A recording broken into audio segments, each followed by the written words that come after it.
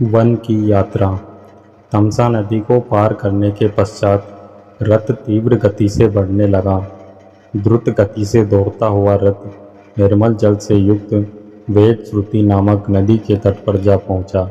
वेदश्रुति नदी को पार कर रथ दक्षिण दिशा की ओर बढ़ता गया। वे उस स्थान में पहुंच गए जहां समुद्र गामिनी गोमती नदी प्रवाहित हो रही थी।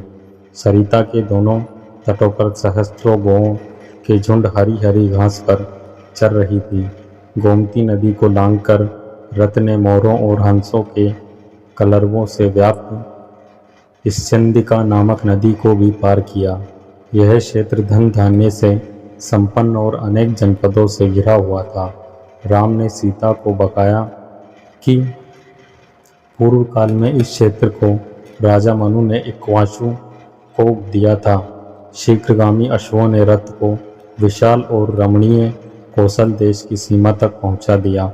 सीमा को पार करते होते ही राम रथ से नीचे उतरे और अयोध्या की ओर मुख कर श्रद्धापूर्ण वचनों से कहने लगे, सूर्य कुल के सत्यवादी नरेशों द्वारा स्नेहपूर्वक परिपालित हे अयोध्या नगरी, विवश होकर आज मुझे तुमसे दीर्घ काल के लिए विलग्न होना पड़ रहा है। हे जन्मभूमि, मेरी दृष्टि में तुम सदैव स्वर्ग से भी अधिक श्रद्धेय और पूजनीय रही हो। तुम्हारी सेवा मेरा गौरव है, किंतु परिस्थितिवश मुझे आज तुम्हारी सेवा से विमुख होना पड़ रहा है। हे जननी, तुम सदैव मेरे लिए प्रेरणामयी रही हो। तुम्हारी धूलि मुझे चंदन की भांति शांति देती है। तुम्हारा जल मेरे लिए अमृतमयी और जीवनदायी है। तुमसे विदा लेते हुए मेरा हृदय विदीर्ण हुआ जा रहा है। पिताजी की आज्ञा का पालन करके 14 वर्ष पश्चात मैं पुनः तुम्हारा दर्शन तथा तुम्हारी सेवा का सौभाग्य प्राप्त करूंगा। तब तक के लिए हे माता, मुझे विदा दो। हे माता, तुम्हें शत शत प्रणाम, कोटि कोटि प्रणाम। इतना कहकर राम ने अयोध्या प्रदेश की धूलि को मस्तक से लगा लिया। उनके छेद नेत्र अश्रुपूरित हो गए, किंतु प्रयास करके उन्होंने अपनी भावनाओं को नियंत्रित किया और पुनः रथ पर बैठ गए।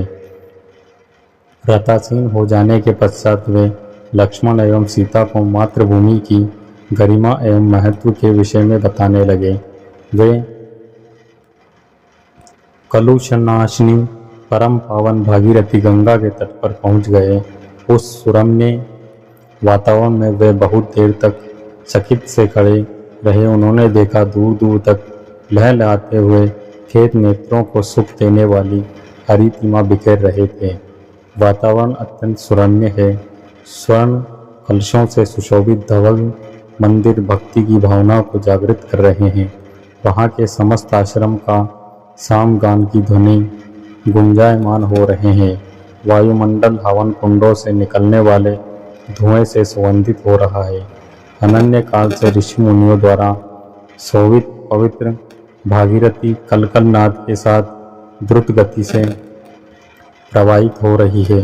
गंगा के जल में हंस, कारंडव आदि पक्षी विहार करते हुए मधुर स्वर में गा रहे हैं, मानो वे गंगा की स्तुति कर रहे हों।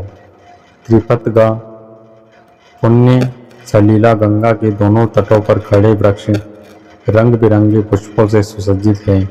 ऐसा प्रतीत होता है कि वे अपने फूलों का अर्थ चढ़ाकर गंगा का अभिषेक कर रहे हैं। वे इस मनोमुग्धकारी छवि निहारने में लीन हो गए। कुछ काल के पश्चात राम सुमंत से बोले, मंत्रीवर, आज हम यहीं विश्राम करेंगे। अंगूदी के उस विशाल वृक्ष पर कितने सुंदर तथा आकर्षक फल लगे हुए हैं। आज हम इन्हीं फलों का आहार करेंगे और रात्रि भी यहीं पर व्यतीत करेंगे। रामचंद्र का आदेश पाते ही सुमंत ने रथ को अंगूदी के वृक्ष के नीचे खड़ा कर दिया और अश्वों को निकट ही हरी भरी घास चरने के लिए छोड़ दिया। तो दोस्तों, ये वीडियो थी वन की यात्रा, संपूर्ण रामायण अयोध्या कांड भाग 12 वन की यात्रा।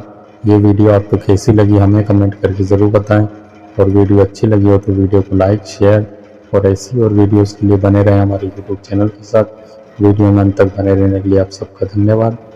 जय श्री राम।